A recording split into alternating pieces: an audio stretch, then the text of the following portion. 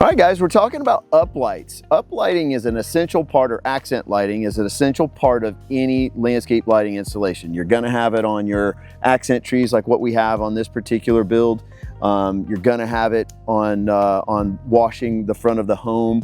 You're gonna have it on columns, things of that nature. Other focal points like statues or fountains, other types of focal points. So again, uplights are an essential part.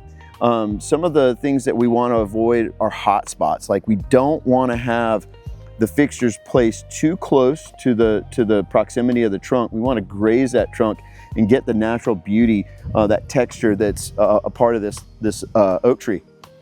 And so having it somewhere between 18 to 24 inches in this particular scenario is going to give us that grazing, but also get the canopy of this tree.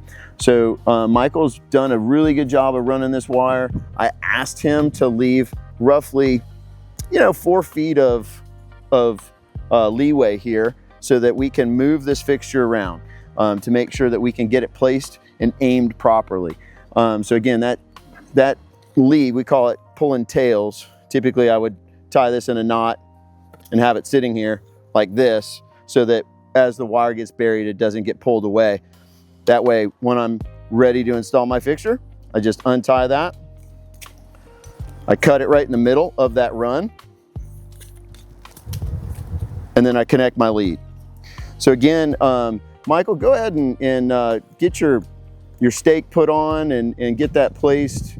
Like I say, anywhere from 12 to 18 inches away from the tree on that side, and we'll get busy showing them how to make some connections on these accent lights.